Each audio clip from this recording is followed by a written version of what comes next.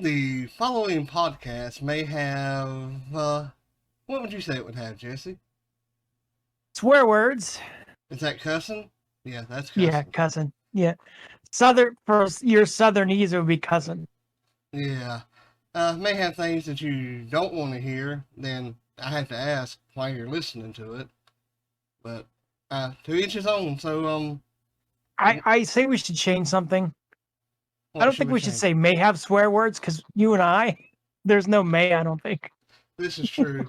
So, let's just go ahead and say, you've been warned. Yep. You listen at your own risk.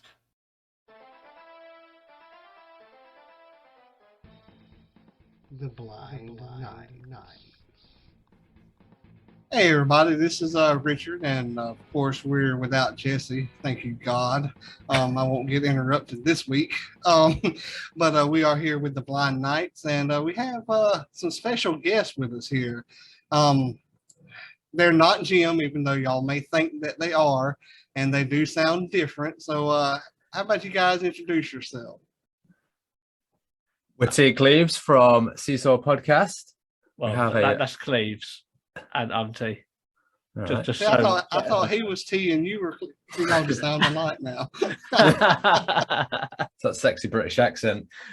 I say sexy. You're from the north, mate. I thought y'all were from Japan. I thought it was a Japanese accent. From Nottingham.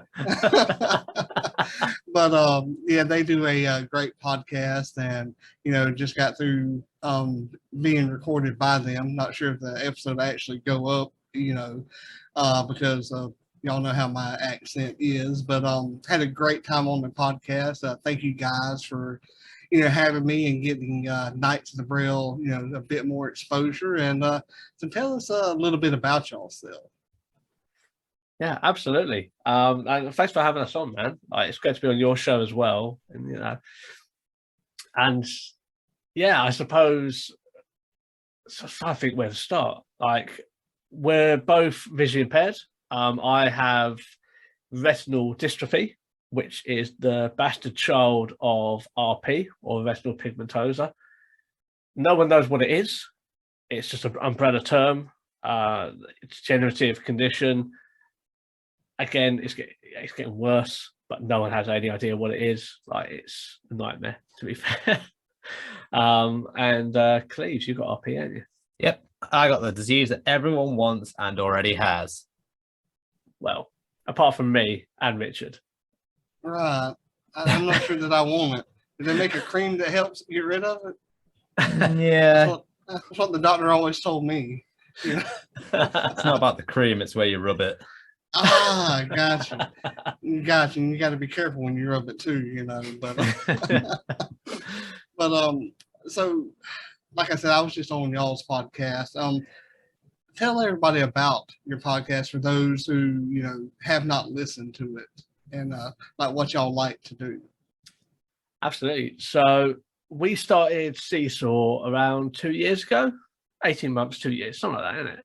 Yep, COVID boredom. Yeah, basically COVID boredom. And it started off from us having discussions over the phone when Game of Thrones was running and we were still getting an episode a week.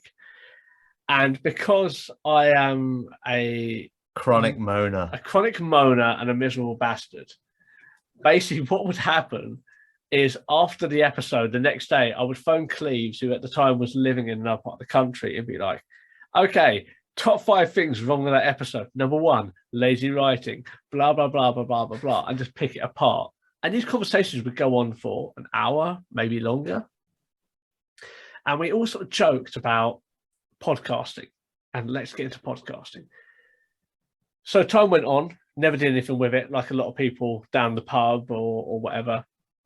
So they're going to start a podcast, and then they don't. So I moved to Nottingham, in the middle of the UK, and then COVID hit, and was like, well, if we're going to do this podcast shit, we might as well do it now. And so we thought, well, all the other podcasts in the space, like the disability space, are all about advocacy, being nice to people, let's hear everyone's story. Oh, aren't you inspirational? And don't get me wrong, that's fantastic. There's no reason why those things can't be a thing.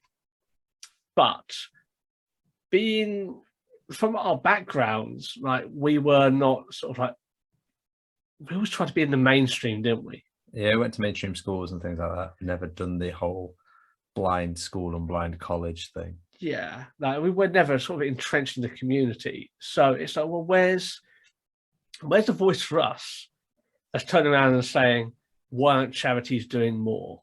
Like, why are there gaps here? Why the fuck have we got to do this and that and this and that? And taking the shots, because all the other podcasts were like, oh, let's be nice, let's be very proactive and be all lovely and jubbly and like wrap everyone up in cotton wool. It's like, where's the gritty side of things? We do slag down our own community a lot. And that's where Seesaw came from. It was very much a show that was born out of, here's the reality of things. Like, you might not want to hear it, but the reality is this, and let's get some proactive attitudes going that aren't like, oh, it'll be okay, buddy, like pat you on the back. Like, there's podcasts out there for that, but it's more like, okay, this sucks. We know it sucks, but here's some practical things you can do about it. Or if there's no practical things, we'll call out those charities, those companies who aren't making it easy for you. We'll take a shot at them because you're not doing it. And that's where Seesaw came from, pretty much. Also, it was a great way to flaunt the COVID rules. You weren't allowed to see each other unless you were a carer for someone else. And with me and T both being on the quote disabled list, you were allowed a carer. So I was his carer, he was mine. We could go around to each other's houses and technically record podcasts, and we were well within the rules of the UK at the time. Yeah. Are you sure we're not like three brothers? Because I swear I love to flaunt the rules myself. Yeah. If they give me a rule, I'm going to try to break it or at least bend it until it starts creaking. You know, but I mean, y'all sound like y'all have a lot of fun and they're doing a lot of good. You know, we've come across, and I say we, you know, some of in the Knights of the Braille community have come across some charities that say that they like to do certain things, but when you look deep into what they say they're doing, it's like a dead gerbil on a hamster wheel. You know, Yeah. they ain't doing nothing. You know, and you know, we've gone about and you know started doing things ourselves. Like we host the Everyone Games event every year. We had our first one last year, and it's gone on for a long time now. Yeah, just started last year, and we're going to have the second one this year coming up September 30th and October the 1st, where we showcase a lot of you know tabletop games, and we also have some video games that from quote unquote disabled players. And I hate using that term, and I'm sure y'all do too, but that's what the majority of people signify or classify us as disabled.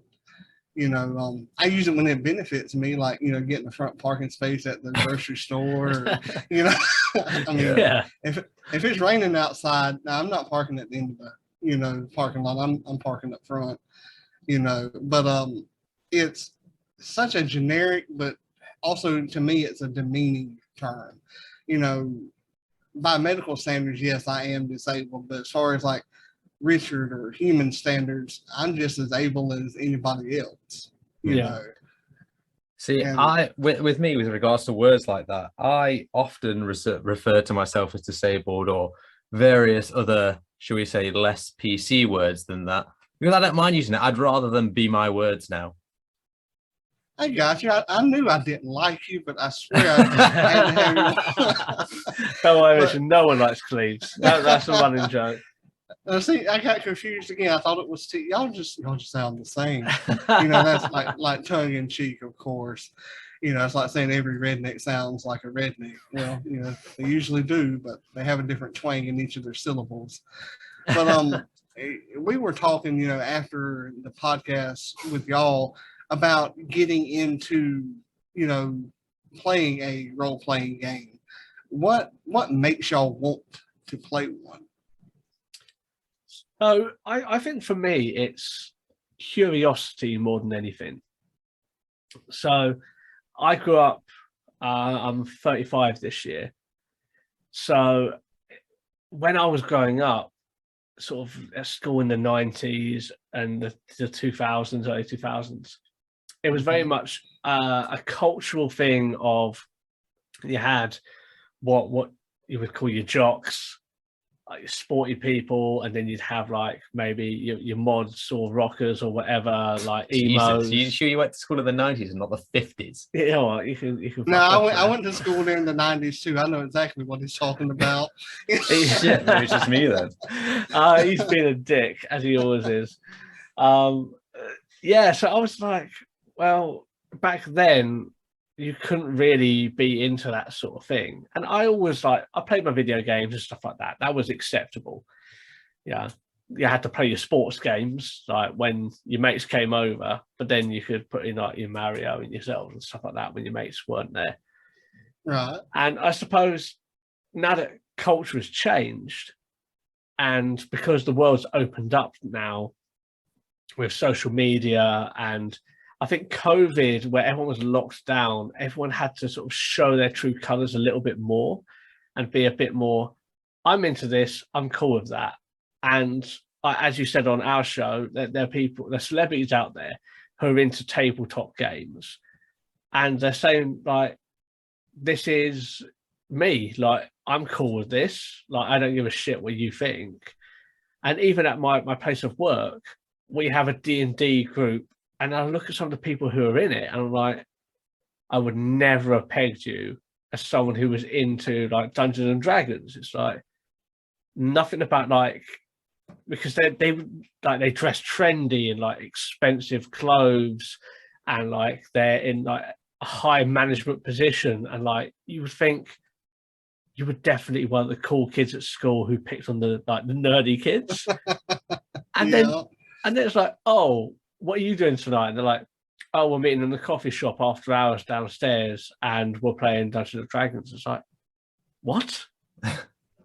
Like, you play D&D? Like, I thought that was a taboo. Like, shouldn't you be out there like watching some sort of like bare-chested basketball or something like that? Something like stereotypically adrenaline fueled, you know? I don't know. Like, in your mind, that's bare-chested basketball, is it? Well, yeah, I'm a little worried now. Yeah. I mean, you know, if you just said UFC, I'd have been I know. With There's that. so many things to go but at. you said it so like, I don't know, like you were so into imagine. Oh, the bare-chested basketball. Oh yeah. I'm so into it, baby. I'm glad I'm sitting down. Let's just say that. You know. Get the vapors. Well, what about you, Cleves? Just to see if there's any hot nerd women. I understand that. No, it's mostly guys. No, seriously, it's a little bit on the same path as Steve, to be honest. I've never really done it before, and you know, I'll try. I'm going to say most things once. I got you. I'm along the same lines. Most of mine is like trying different foods, you know, because we were talking about the Scottish brew and the Japanese whiskey. I love trying new stuff, because how do you know if you like it or dislike it until you actually try it? You know, Yeah. Anchovies, disgusting. I've tried them. You know, Yeah. I mean, I tried marriage and I'm still not decided on it. See, I can't get anybody to like even give me a shot because I have a face for radio. So you know, they just won't give me a shot. But you know, I think I would have a lot of fun with it. A lot of my stuff now is like improvisation. You know, I'll read like the highlights of stuff and then go over it. So I'm fixed to either make myself look really, really bad, or just bad. I'm going to let y'all give me like a environment, and I'll describe a scene to you all from it. Okay, that's cool, because me and T do a little bit of improv stuff on our show where we once created blind superheroes with. We had literally nothing going in, did we? We just started talking about it and hoped for the best, in the sense that we just create our own sort of blind Marvel universe. Yeah, Sweet. it was ridiculous to say the least. And it, like you said, it was purely grounded in the thing. It's like, have you got a topic for this week? Nope. Do you? Fuck Nope. no. So we went down the pub, had a few beers, came back and gave it a go. It's like, how about we create superheroes who are blind, but their powers can't negate their blindness? Yeah, that So was the only like it's caveat. Yeah, it's not like Daredevil where he's blind but not really blind. It was more like they're blind, but they have super strength. It's like, okay, the super strength don't make them see. So how can they be a superhero and they can't see? And yeah, we got a few episodes on that, haven't we? We've got like one for villains and we got one for superheroes because we had 2 bad weeks. Yeah, see, Jess and I have like several bad weeks. I think we've had one good one, and this ain't Jesse and me. This is just me with the 2 of y'all. So this will be a good week too. So I think we had 2 good weeks then. But you know, we have a lot of fun. But yeah, y'all give me an environment, and I can give you, you know, a scene or 2 from your environment that you want me to describe. And it's my job whenever I run games to describe stuff like this to somebody. Awesome. Do you find, like, you know, when you get like different groups of people, like do you get like loads of groups of friends, for example, that like they all know each other and then they've come to you for a game and then they've all got the specific idea in mind, and then you have to work from that? Sometimes, mostly the groups that I play in on the Knights Discord, it's the same group of people because we get along so well and know each other so well. I run the game on Wednesday and I get to play in the game on Tuesday. So it's, you know, they give me shenanigans on Wednesday.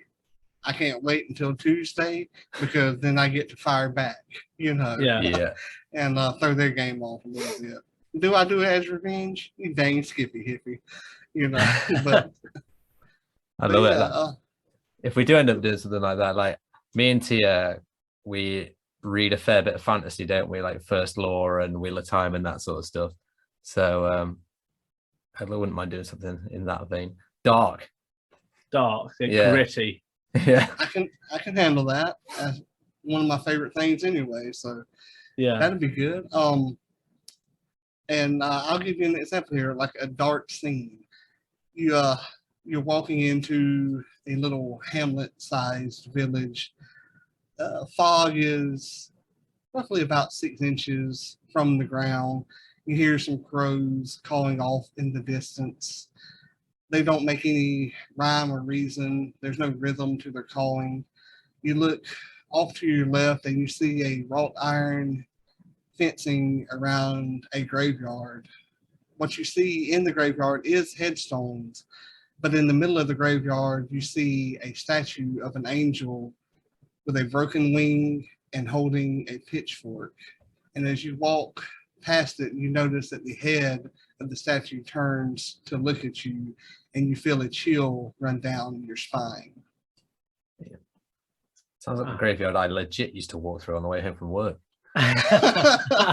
See, I've been watching you this whole time. Yeah.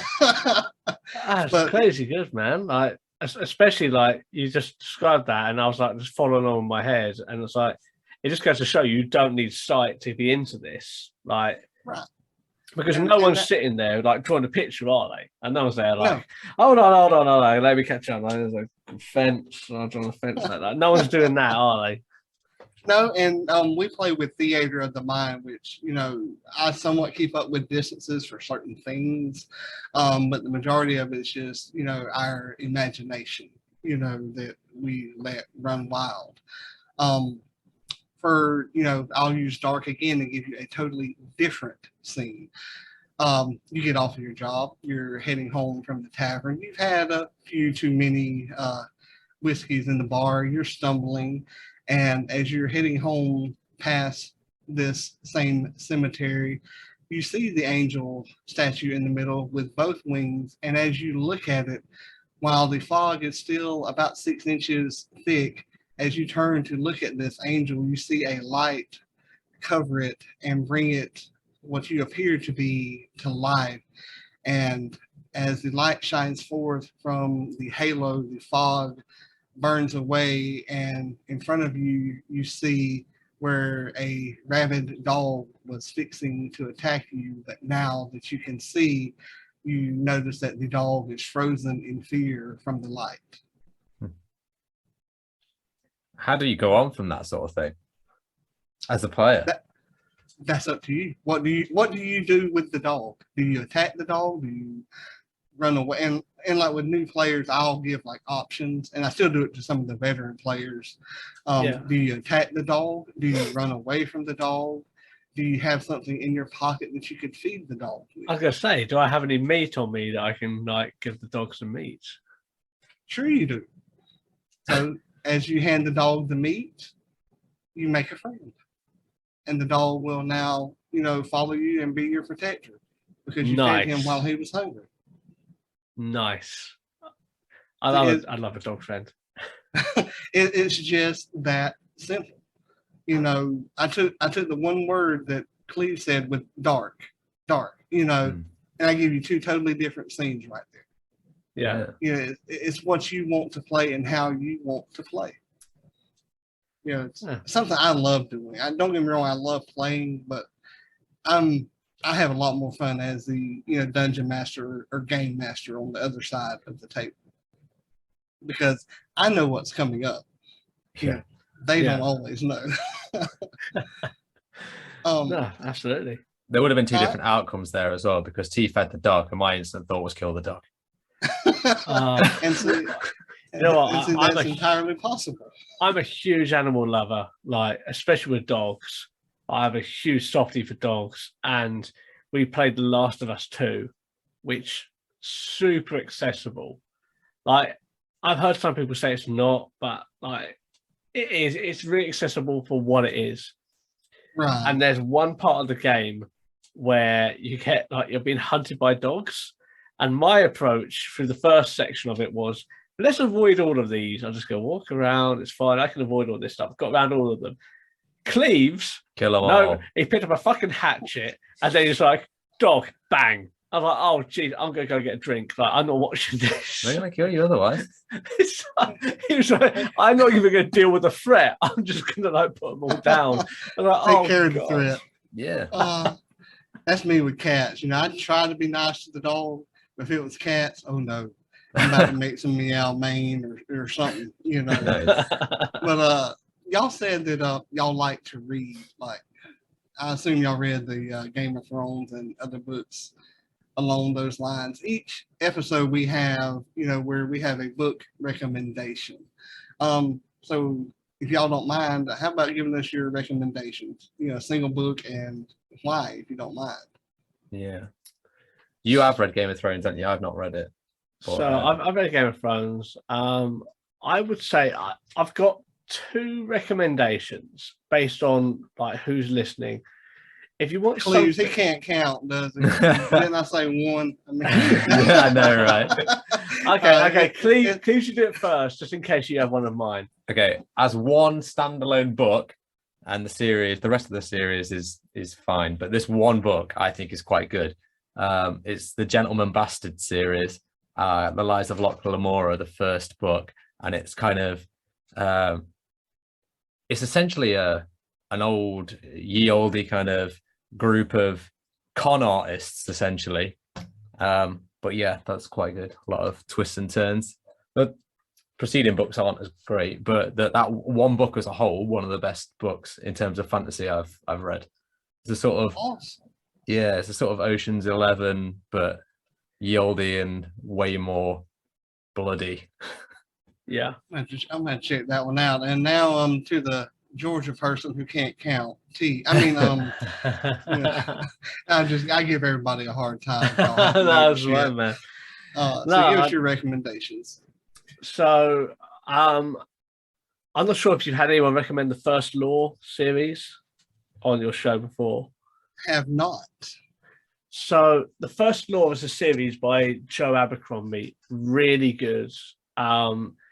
There's 9 books in there, 3 standalones, but because no one else has recommended it, I'm just trying to think of it. Like the first book is called The Blade Itself, and the whole idea of this world is everyone's forgotten about magic, essentially. Like magic built the world, but now no one really knows about it. It's just sort of like your classic medieval affair, sort of and then a mage, not a magus or whatever they call it, he just shows up one day. It's like, no, magic exists. Like, we just don't really use it. And he's a bit more of a politician at this point.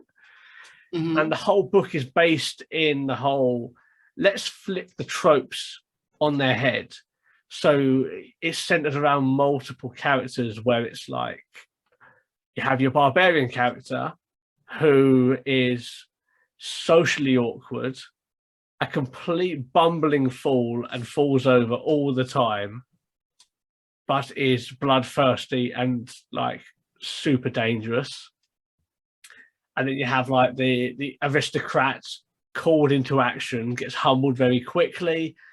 And it's basically, it sets off as a quest, flipping these tropes on the head. And it's very much this is not like, it lends from things like Tolkien and George R.R. Martin with some of these ideas. But it's like, this is the reality of how it would be. It's like, no character is perfect. It's like, this person is amazing, but they also need to have a piss. Like, every battle they go into, It's worse than They that, need though, to isn't it? piss. Because you think you're going to like a character, then all of a sudden they get a bit rapey. yes, that's it. And it's like, Like, they take it to such an extreme, like sometimes a really unneeded extreme. yeah, and it's like, oh, I don't like that character anymore. But you'll have a character that you don't like, and it's like, oh, that's amazing. And one of the key characters is like the head torturer for the Inquisition. And as soon as he's like brought into the book, you think, I'm not gonna like this person. He hurts people for a living. And he very quickly becomes one of the best characters in the book. You're like, okay, Yeah. I have backstory now. I'm like, I The- actually really like this. The this Audible character. work on that as well. Like, if you get the Audible versions, it's so good. Yeah, the voice work is insanely good. So I'm definitely going to have to check that out. yeah, the Blade itself is the first book. It's the first law by Joe Abercrombie. There's a trilogy, 3 standalones, and a second trilogy, and they are all worth it. They Yeah. really are. Sweet. And what was your other one? Because, since you're so nice, I'll let you have the second one. So the first law series is very grounded. It's very much an adult sort of book. Mhm. Like, if you're above the age of 16, like, because there's some sexual content, it's very graphic with the violence. But if you still want a good read and you are sort of a younger person, Lightbringer as a series, very good. The magic system in it is very, very good. Like, it's a different take on what magic is. And like, there's consequences to using it. It justifies why everyone has different abilities. And it's a very good series. I think there's 5 books. Mhm. But the Lightbringer series for younger people, to get them into reading fantasy. I know, I enjoyed it, and I read it when I was like 30. Yeah. But again, the narration, really good. Mm. Like, the audiobook narration, really good. Great characters, well written. The story is good, but not condescending. Like, you always are guessing. Like, I always found things that I was like, oh shit, okay. That's really interesting. I didn't think it was going that way. So for like a younger person, like a younger adult, that's a series I really recommend, like, as an entry point into fantasy reading. Yeah, and really, I think this will be the last question for y'all, because I know it's getting late there. For y'all, do y'all find that the narrator will more times than not sell a book as opposed to like an author you've never heard of? Like, for me, instance, I love Travis Baldry and his reading, and I've bought several books that never heard of them, but I saw that he read them, and he just does a phenomenal job. I think that a narrator can make a good book great and a decent book good, if that makes sense. Yeah. Yeah. Like, I've been relatively new to Audible. I've only really had it for like a couple of years, maybe 3 years or whatever. But there are certain books now that I've listened to certain voice artists that I would go out and just check out their work as opposed to checking out the actual books instead, because they've been so good. Yes. Yeah. and one of those for me is, I know he's from over there somewhere across the pond, as y'all say, Jim Dale. You know, to me, he just does a phenomenal job. You know, I love his accent and how he reads. Yeah. You know, and I know he did the Harry Potter stuff. That's what got me introduced to him. But I've read other books that he's done as well, and you know, they're just as good because he is good at what he does. Yeah. No, absolutely. Like, a narrator can make or break a book.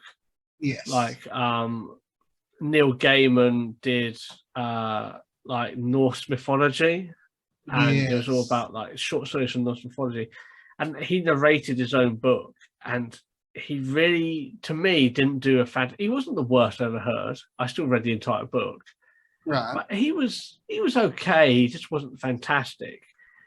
But then I've also tried getting into other books, like was it Prince of Thorns was one of them, where it was strongly recommended based on like listening to other books, and the narrator within 30 minutes, I was like, I can't do this, and I returned the book.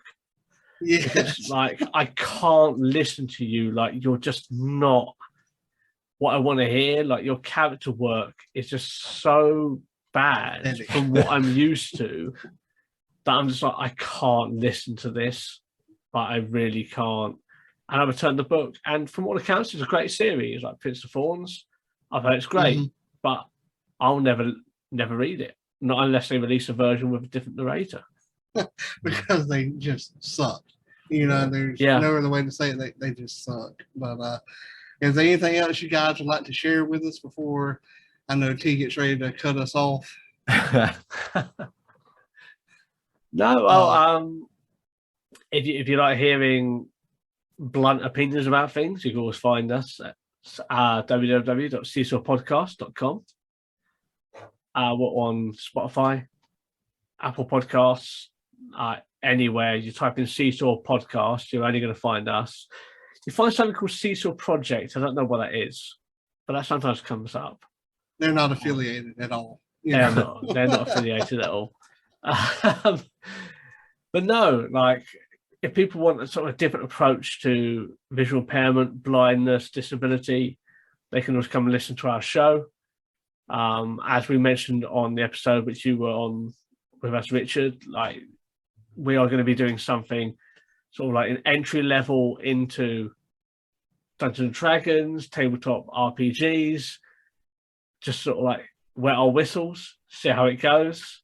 We'll probably get a bottle of Jameson's ready just to flow into it, because that's what we do. By all means, whatever you want to do.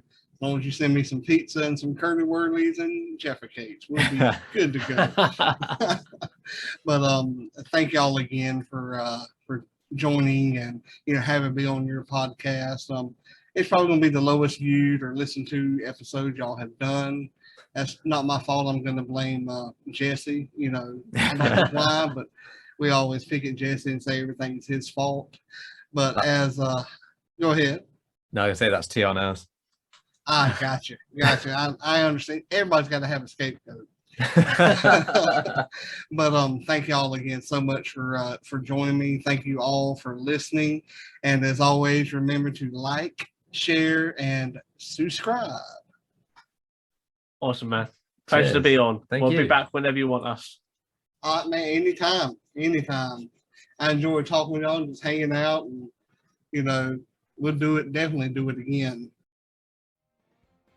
This episode is brought to you by the Knights of the Braille and is made possible through the support of viewers such as you. Please remember to like, share, and subscribe to get all of the latest information and episodes. Thank you.